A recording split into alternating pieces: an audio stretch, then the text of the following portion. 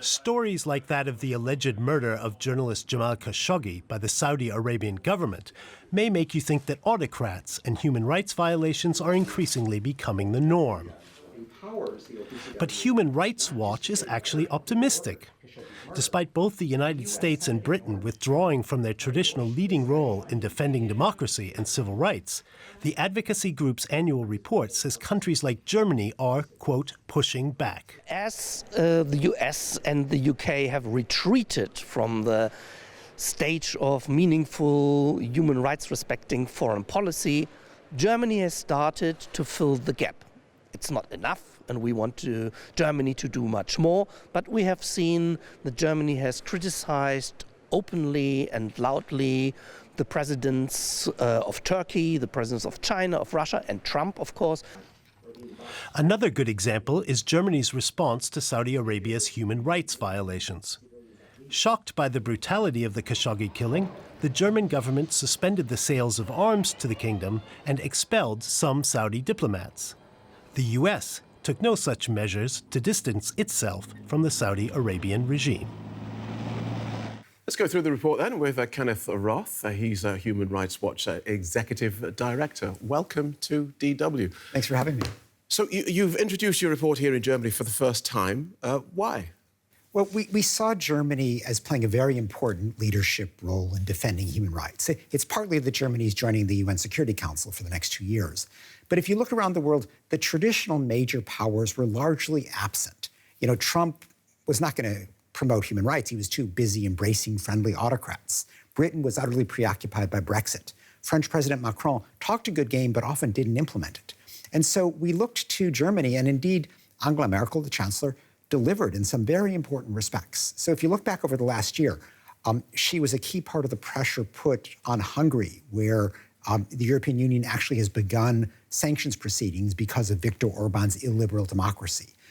Germany cut off arms sales to Saudi Arabia because of the devastation caused to Yemeni civilians. And in the step that I think probably saved more lives than anything else, Chancellor Merkel was at the forefront of pressing Russian President Putin to agree to a ceasefire in Idlib province in northwestern Syria, where 3 million civilians' lives were at risk because Russia and Syria were about to begin indiscriminate bombardment there. So these are very important steps that Germany took, and we look to it to continue taking these steps in a leadership role.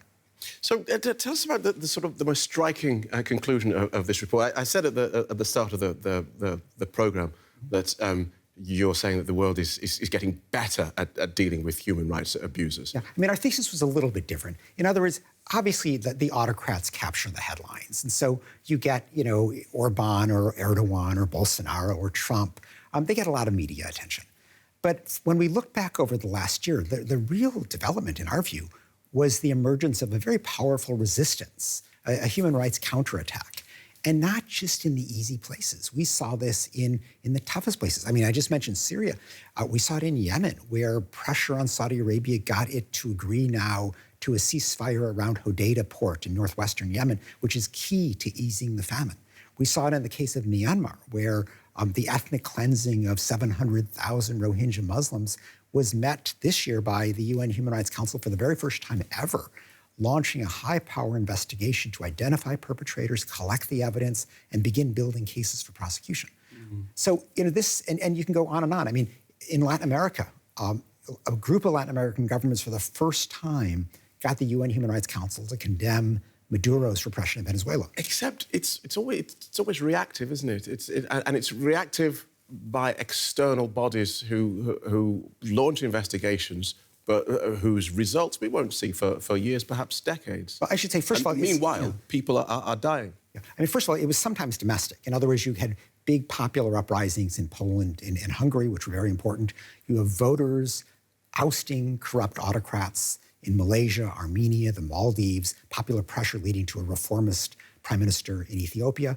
But even this external pressure, you know, I look at human rights from a dictator's perspective. You know, if you're a dictator, human rights violations are convenient.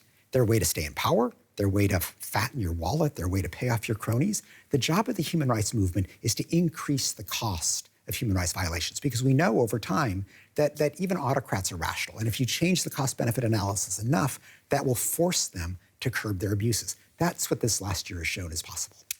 So you mentioned the likes of the Philippines and Turkey and Hungary. I wonder what the resounding success of the men who lead these countries in democratic elections tells you about places like Brazil, Hungary, the Philippines, Turkey, the United States. Yeah. I think what the autocrats have shown us is first of all, it's possible in a democracy where people are hurting. There are people who feel left behind by globalization, by technological changes. There are people who feel uncomfortable with immigration, that a demagogue can appeal to these people's worst instincts. They can scapegoat minorities and gain power.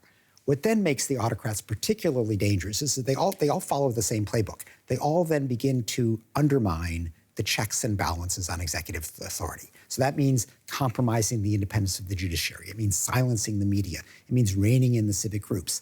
And that process is well underway in many countries. That's what we're pushing to resist. OK, but in those sort of situations then, do you see that the populations who elect these demagogues, as you put it, they don't know what they're getting? Well, I don't know if they don't know what they're getting. So if they elect them and they do know what they're getting, again, back to my first question, what do you think of the people that elect these people? Well, if you look in a place like Hungary, they got Orban, who is becoming more and more of an autocrat, and now there are these massive protests complaining about the so-called slave law that he's trying to enact, where people are being forced to work overtime and not get paid for 3 years. Or look in the United States, people elected Trump. The midterm elections were a big repudiation of his divisive policies. So, obviously there can be an election where people, for various reasons, think that the autocrat is the answer.